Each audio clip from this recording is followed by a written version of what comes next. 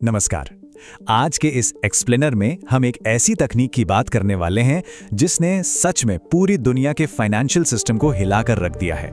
एक financial adviser के नजरिए से अगर मैं कहूं तो ये देखना बिल्कुल अद्भुत है कि कैसे सिर्फ एक डिजिटल कोड पैसे के पूरे भविष्य को फिर से लिख रहा है। चलिए इसे समझते हैं। तो आज के इस सफर में हम क्या क्या कवर करेंगे? सबसे पहले बिटकॉइन का जन्म, फिर कैसे इसने असल दुनिया में अपनी कीमत साबित की। उसके बाद हम समझेंगे इसकी सीमित आपूर्ति और हाविंग का कॉन्सेप्ट। फिर बात करेंगे कैसे बड़ी संस्थाएं इसे अपना रही हैं और अंत में भविष्य का वैश्विक रिजर्व। तो चलिए फटाफट शुरू करते हैं। भाग 1, बिटकॉइन का जन्म। तो कहानी शुरू कहां से होती है? साल 2008, याद है ना, ग्लोबल फाइनेंशियल क्राइसिस का वो मुश्किल दौर। उसी वक्त सातोशी नाकामोटो नाम के एक व्यक्ति या शायद एक समूह ने अपना विजन दुनिया के सामने रखा। फिर जनवरी 2009 में जेनेसिस ब्लॉक माइन हुआ और नेटवर्क आधिकारिक तौर पर लाइव हो गया। आपको पता है, उस पहले ब्लॉक में उस दिन के न्यूज़पेपर की एक हेडलाइन छिपी थी जो बैंकों की खस्ता हालत पर तंज कस रही थी। यही इसके जन्म का सबसे बड़ा कारण था। अब एक नए निवेशक के तौर पर आप सोच रहे होंगे कि ये विकेंद्रीकरण या डिसेंट्रलाइजेशन आखिर है क्या? बहुत ही आसान भाषा में कहूं तो बीच वालों की छुट्टी। मतलब कोई बैंक नहीं, कोई सरकार नहीं।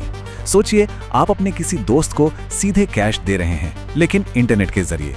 ये नेटवर्क पूरी तरह से आजाद है और कोई आपकी ट्रांजैक्शन को रोक नहीं सकता। भाग 2, वास्तविक दुनिया में कीमत साबित करना। अब ये कहानी बड़ी दिलचस्प है। 22 मई 2010, आज हम इसे बिटकॉइन पिज्जा डे कहते हैं। हुआ ये था कि एक प्रोग्रामर ने 2 पिज्जा खरीदे और बदले में दिए पूरे 10,000 बिटकॉइन। आज के हिसाब से सोचें तो भाई उन पिज्जा की कीमत करोड़ों डॉलर में है। लेकिन असल बात यह है कि इस एक ट्रांजैक्शन ने पहली बार दुनिया को यह साबित कर दिया कि हाँ, इस डिजिटल चीज की असल दुनिया में कोई ठोस कीमत है। और फिर देखिए ये आइडिया आग की तरह कैसे फैला।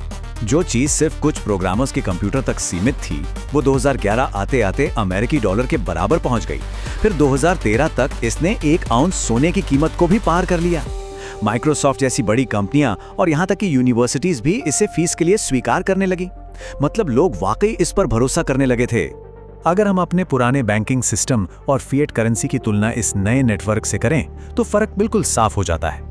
पारंपरिक सिस्टम में सारा कंट्रोल किसी एक के पास होता है, बिचौलिए तो होते ही हैं और ऐतिहासिक रूप से इसमें अस्थिरता बनी रहती है।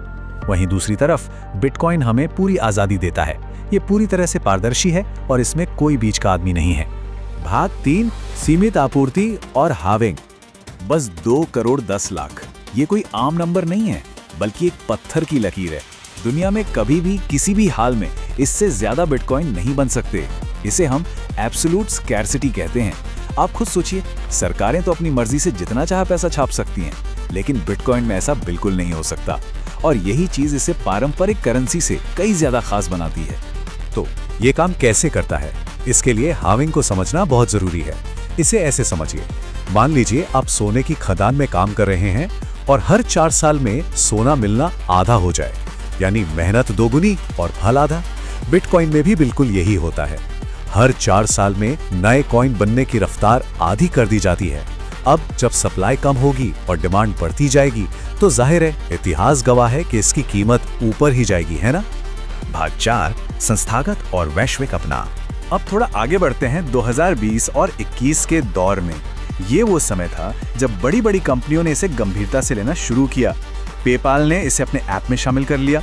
टेस्ला और माइक्रोस्ट्रैटेजी जैसी कंपनियों ने अपने रोजमर्रा के ट्रेजरी एसेट के तौर पर इसमें भारी निवेश किया। और तो और अल सल्वाडोरे ने तो कमाल ही कर दिया।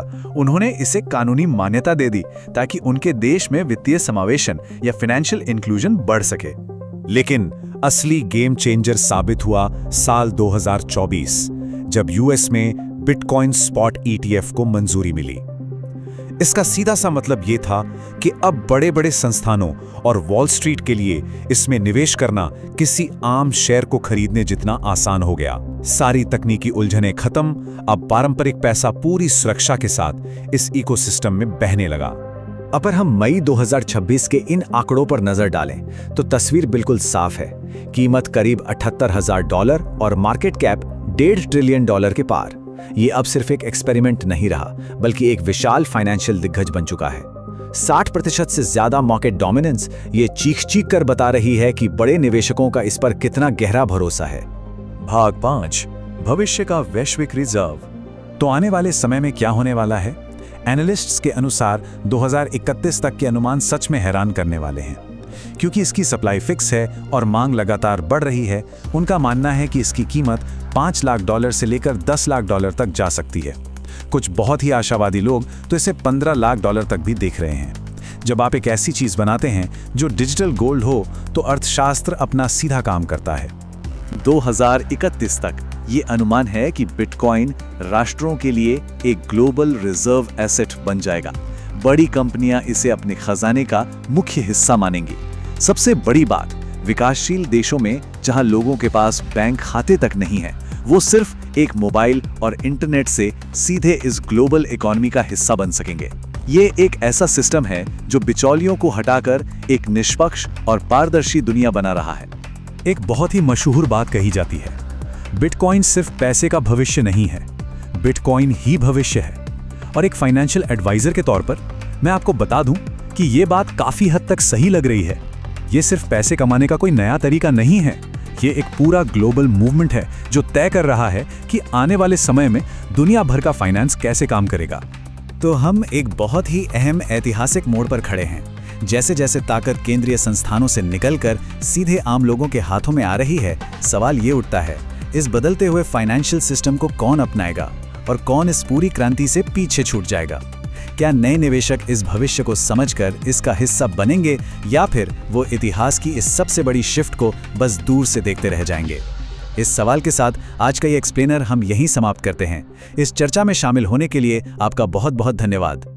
कुछ विचार सब कुछ बदल देते हैं।